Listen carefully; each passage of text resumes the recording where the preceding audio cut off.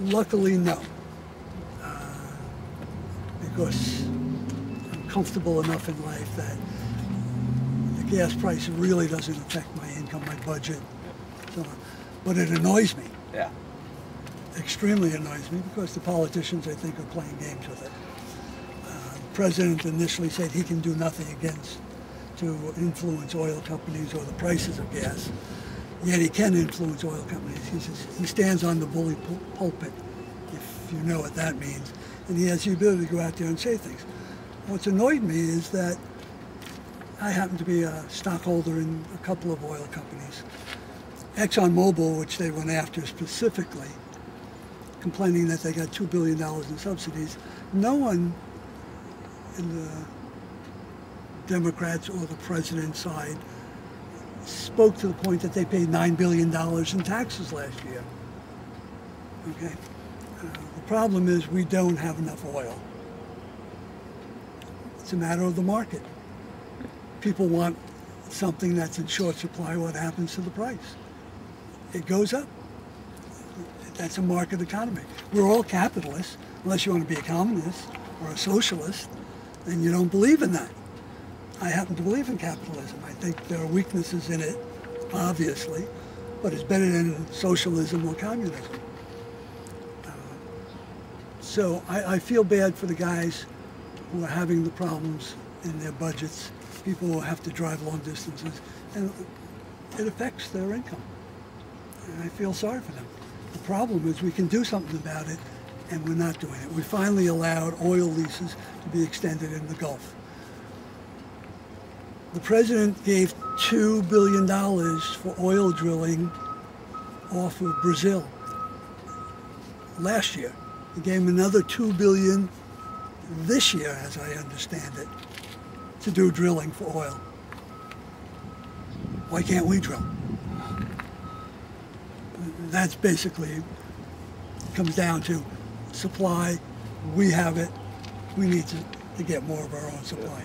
We own the stuff, basically. Let us buy it. Exactly.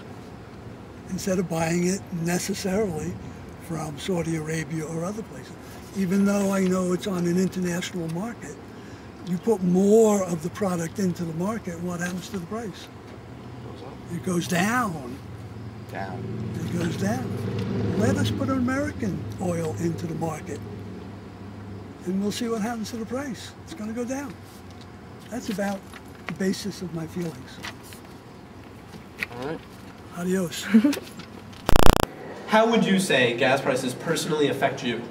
Well, gas prices affect me in a great deal. I live in a very rural community. It's 30 miles to the nearest shopping center, any place where anybody can get a real job. So every day is a 60-mile commute for me. That's money in my gas tank. That's not in my pocket at the end of the week. I work in a retail store. I get paid minimum wage. Okay, so that's less money for me at the end of the week to pay my other bills, go out to eat, have fun with my friends. It's a strain, and people don't realize that, yeah, in the city, people commute, they take buses, they take trains, but the local towns like this, we have a commute every day, and that's gas prices being high is money out of our pockets. Exactly. All right. Sir, how has gas prices affected you today? All right, well, I got a few things. When I first got my car, and this was in July, I got my car, and gas wasn't cheap back then, but I got my car, and I was like, wow, I could fill up my whole tank for $30. It was like amazing. I would brag about it and everything. I wouldn't like, yeah, I'll drive here, I'll drive there. Yeah, I'll take anywhere where they gotta go. I'm not a taxi, but when your friends want to do something, you say, let's do it. Now it's like over 40 to fill my tank, and it's like it's just like this huge difference. Like, man, it's so annoying. When I'm at home in Rochester, we play basketball twice a week, and we do it at the Rochester Sports Garden. It's like 15-20 minutes away.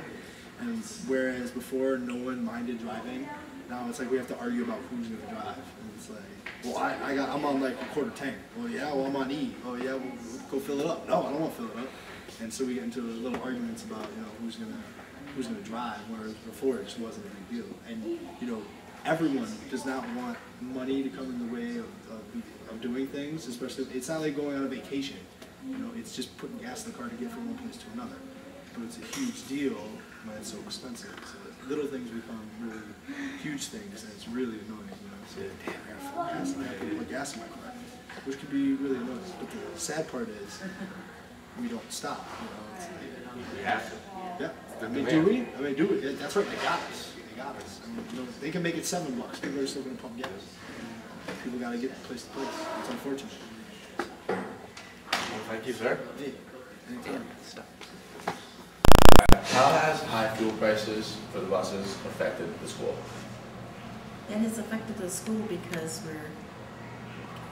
it's harder to keep the buses going with the fuel being up more, but we have a state contract bid, and the bid gives us the same price for fuel from July 1st to June 30th. So that helps us out that way. But each year it goes up because fuel keeps going up. But we do get a break with the state contract bid. Thank you. Thank you very much. All right. Student. As a student, how would you say gas prices affect you personally? Well, I work on the weekends, so that means I go to school Monday through Friday. So I work on the weekends till about like 5:30. So that means I have very little time to hang out with my friends, and my whole paycheck goes in my tank. So if I do hang out, we can't go to the movies, we can't go out to eat or anything like that. So I have very limited time to hang out with friends, and that's the main thing as a And kid. it's harder to see Ames. Yeah, Amy, that's right. And can't bring you out to Skinevas with me or anything. Yeah, like that. exactly. No, all right. Thank you very much for your time. You're welcome.